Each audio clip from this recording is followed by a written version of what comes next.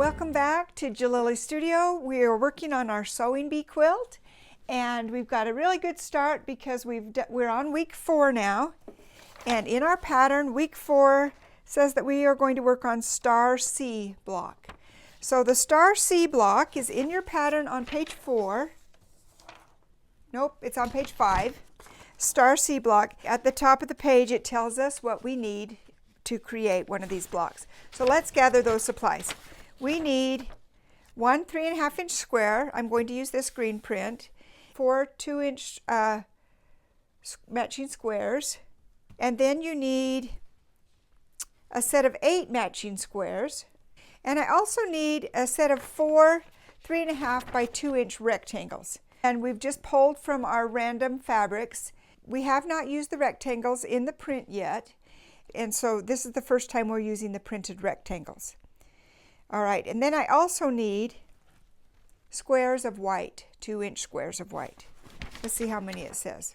12. We need 12 of those. So let me show you how to put this together. First of all, we've got to make our regular square in a square block, which we've done several times already. And here's one I've started, so I'm just going to put the last 2 corners on. So we'll go to my sewing machine.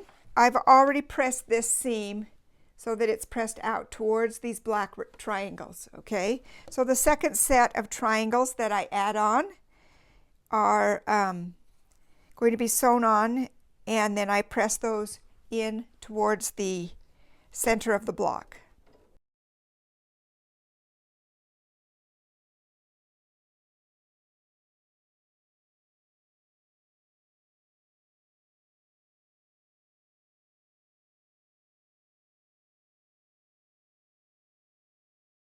Now I'm going to trim that seam allowance down to 1/4 inch. And like I said, you can trim with the rotary cutter if you'd like, or with your scissors, either way. And now this seam is going to be pressed in toward the center of the block.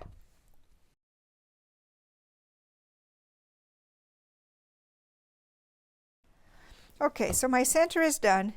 Now I'm ready to prepare my flying geese units.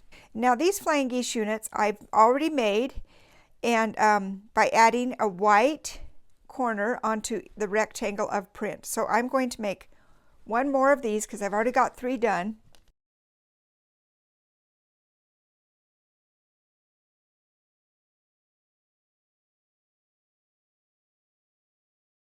Trim, and remember you have to trim and press the first one before you add the second one, okay? I'm pressing that seam out towards the white triangle, and now I will add my second triangle.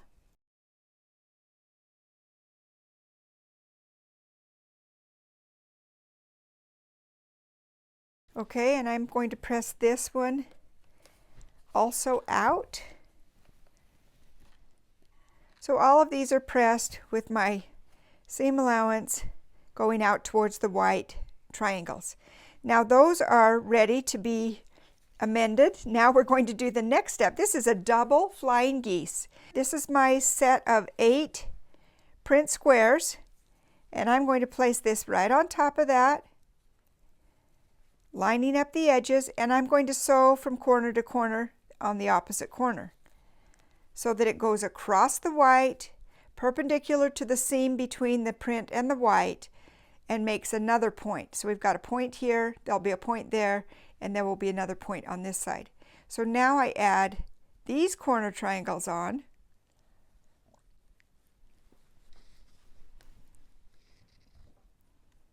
Make sure you're sewing across that previous seam, not against it, across it. And in the same way, I'm going to cut, trim, and press before I add the next piece. So I'm going to press this out again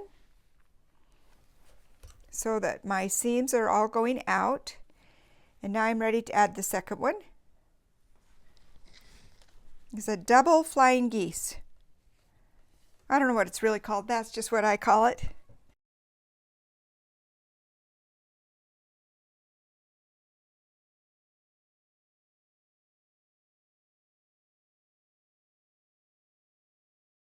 I have one done. Now I need to make 3 more. There's my rectangles with the first flying geese, and I'm going to add all these squares. Let's go do it.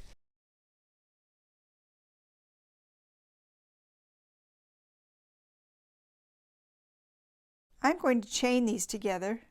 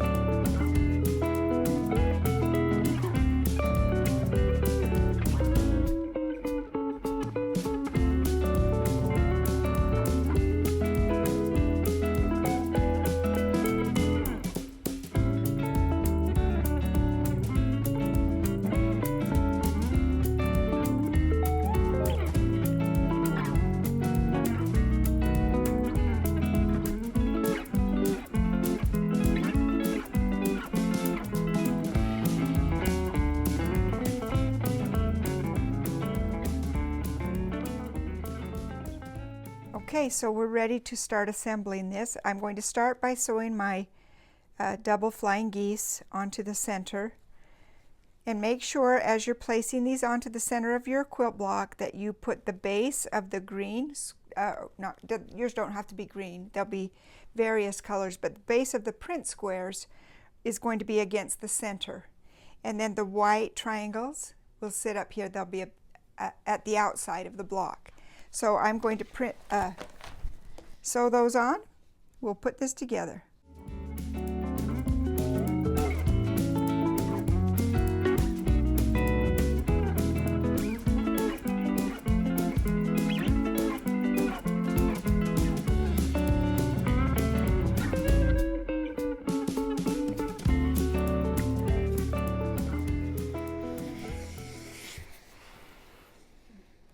My steam is going crazy. I love steam. Okay, now those 2 are on, and I need to sew the corners onto the ends of each flying geese. Needs a corner of white. So let's go sew those on.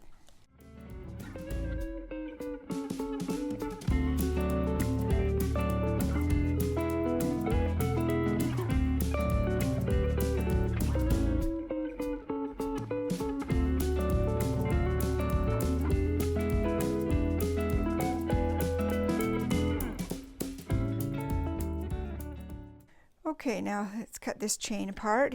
Now, whichever way you press this seam, and I pressed mine in, so whichever way you press this seam, you're going to press your corners the opposite way so that they will fit nicely together. So this one's pressed out. Let's see, what have I got? Oh, that one's wrong. So I'm going to give it another good press so that they go inward. Okay, those seams are going toward the center, so I'm going to press these seams on these corners out.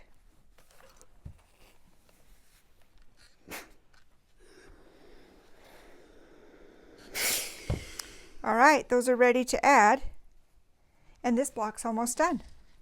Make sure you put the base of your green or your printed triangles next to the center, or you'll have it on upside down. And we've all done things like that, right? Where we get to unpick a little bit.